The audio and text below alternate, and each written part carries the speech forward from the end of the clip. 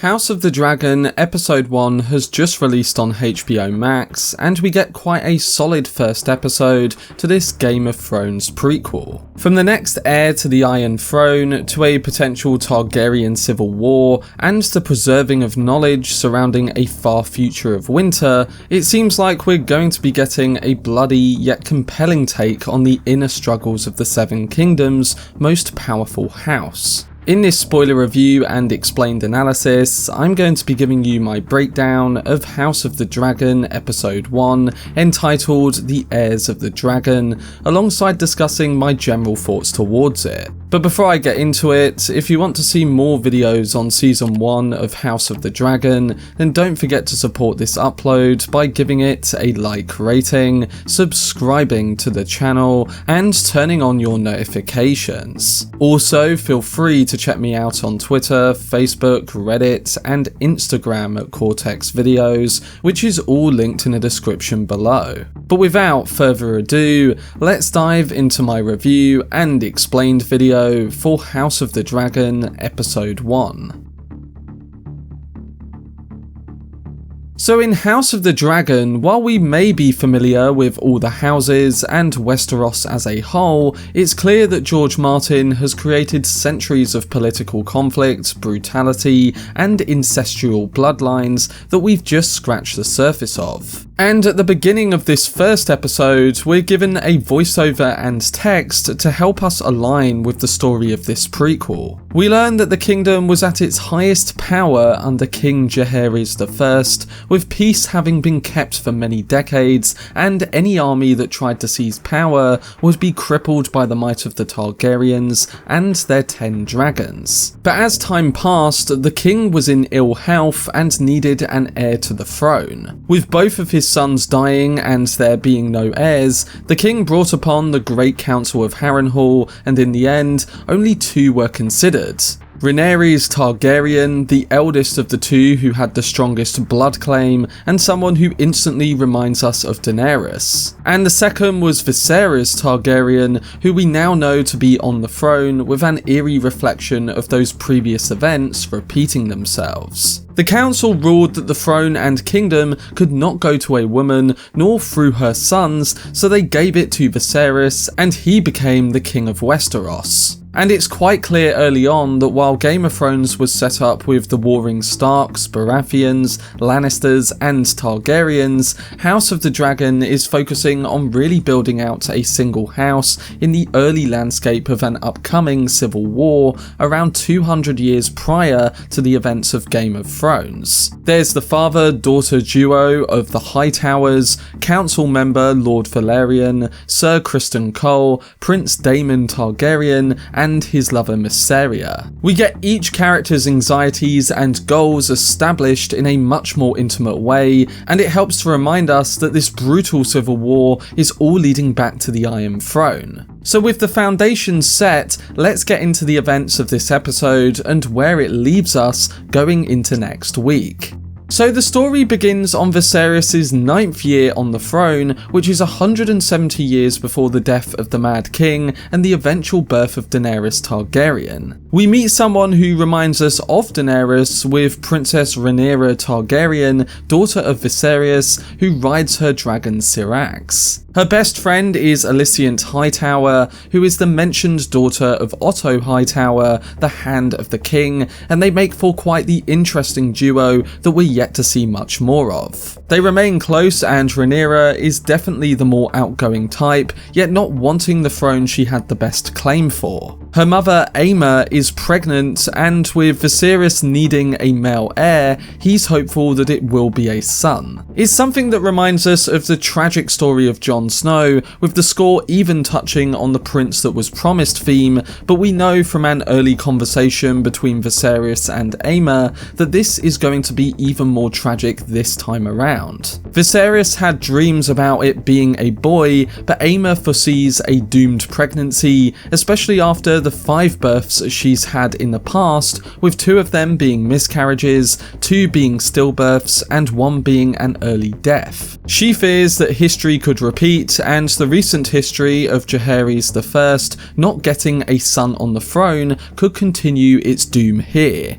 Rhaenyra Targaryen also hopes it's a boy because she thinks it will make her father happy. But like Daenerys, it seems that she's not interested in being the traditional woman in Westeros, because when her mother explains that the pain of childbirth is how they serve the realm, Rhaenyra says that she'd rather fight on the battlefield. The good thing about this is that we're getting this development right from the start of the show, and we are going into the complications she feels towards being on the throne. It's not something with little development, and it has the potential to be fleshed out and deconstructed. I just hope it evolves in a unique way with her character and doesn't remind us too much of Daenerys. We'll soon see, but I do prefer that this context has been laid out right from the beginning, and it will hopefully avoid us seeing a repeat of Game of Thrones Season 8 with what we got with Daenerys. But anyway, we soon learn the Silesian Hightower is quite frustrated towards Rhaenyra's mixed feelings of the throne, especially with there being other candidates who desire it too. Her uncle Daemon, played by Matt Smith, is one of them, and when he and Rhaenyra meet in the throne room, there's quite the interesting interaction between them that shows the difference between Daemon in power and the current king. Daemon seems comfortable on the throne, whereas Viserys has multiple wounds from it, showing a sort of discomfort in that position. He of course wants a son to be his heir, but there are complications with putting Daemon in that seat, no matter how comfortable he looks. Daemon believes that he'll be next in line if Aemma's baby isn't a boy, and he is then not trusted by many because of his brutal tendencies. Speaking of those tendencies, as commander of the City Watch and believing that his brother is too soft, Daemon and his guards go crazy in King's Landing, brutally killing people who've committed crimes. We see thieves lose their hands, rapists lose their genitals, and murderers being beheaded. It's all horrible stuff, and it reminds us of the mindset that someone like Ramsay Bolton, Joffrey, or even Jaime Lannister would align with in those earlier seasons of Thrones. It will be interesting though to see how this does develop, and whether he'll get more brutal or really change as a character through his experiences, like we saw with Jaime in the parent show. But so far, I'm really liking this character and the performance that Matt Smith brings to him, because while he's quite evil, he also could take a fascinating turn. It's this brutal move on King's Landing that also makes Viserys call him in for an argument of sorts. In their meeting, Daemon reveals that he hates his own wife, Lady Rhea Royce, who is the heir to the Vale of Arryn. He also badmouths Otto Hightower, and he prefers to stay close to the Targaryen family at King's Landing. And when he returns to his partner Mysaria, she tries to help him in his moments of anger. He wants the throne, but many of the council can't trust him with his current actions. And this leads us to the final act, with Daemon taking part in a jousting tournament held to celebrate Viserys' soon-to-be-born son. Daemon challenges Hightower's son, and their battle ends with the prince tripping his horse. Rhaenyra seems quite impressed by his ways, but it's Alicent that he gets favour from, creating a more complex landscape with his hatred for her father Otto. And Rhaenyra ends up giving her favour to the Dornishman, Sir Criston Cole. This all leads to Cole and Daemon in a battle, and although Daemon strikes early like he did in the jousting, it's eventually Cole who ends up winning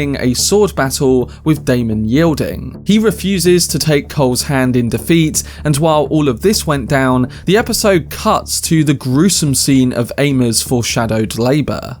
Of course, she said before that her childbirth wasn't going to be pleasant, but we didn't expect it to be this brutal. The Maester tells Viserys, who arrives there while this is ongoing, that she's going to die and he has the chance to save the child. But in doing this, it would mean cutting it out and causing extreme pain for Aemma in her last few moments alive. Viserys is obviously desperate for an heir, and it's not too long before he goes ahead with this procedure. We get a horrifying sequence, and one that results in Viserys holding his born son that will soon also be dead.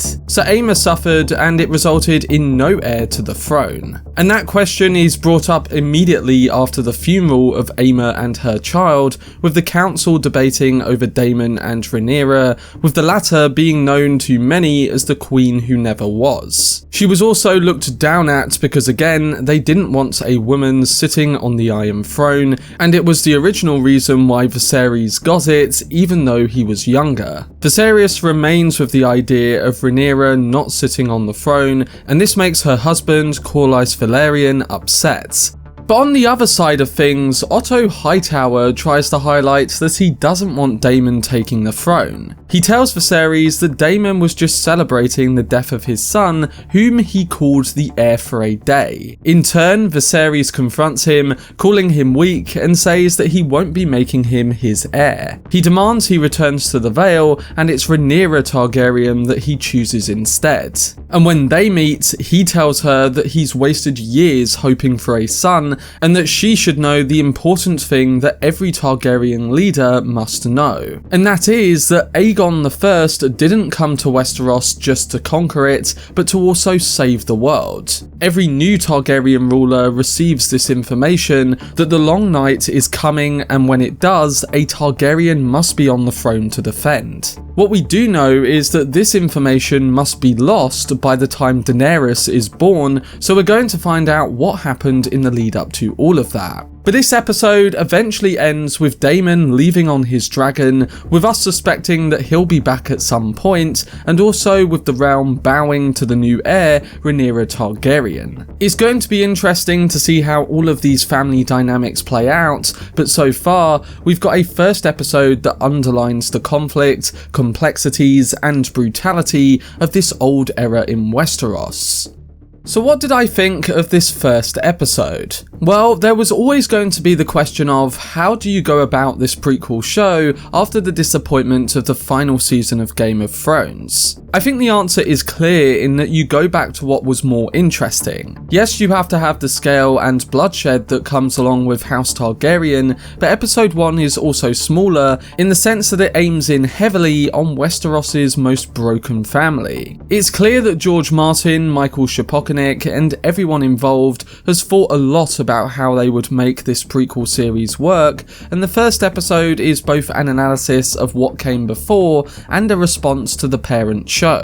Yet I think they found a way so far to bring what everyone wanted, a brutal yet intriguing take on one family's civil war. They've got more time to focus on the inner battles of the Targaryens and really flesh it out in compelling ways. And in particular, I really liked Matt Smith's Daemon Targaryen, who seems to be an amalgamation of all of the charismatic villains we've seen in this world before. The question is, how does he evolve as the episodes go on? Does he become as brutally horrible as someone like Ramsay Bolton, or does he evolve into a Jaime Lannister type figure of the Targaryen house? As someone who hasn't read the books that this prequel is based on, I'm intrigued to see how this character will play out. The only two nitpicks I have after this first episode when it comes to figures in this world is that there currently seems to be no character with the charm of someone like a Tyrion, for instance. With Game of Thrones, I think it created a more likeable aspect within all the brutality and backstabbing that takes centre stage. In saying that, with more screen time, any of these characters might build out into something that brings a sense of charm with it. Same can be applied to Rhaenyra Rhaenyra Targaryen, who might be this series' version of a corrected Daenerys. I just hope she doesn't turn out to be just a reflection of what came before. But that's just me looking ahead, and it's difficult to guess where characters like this might go.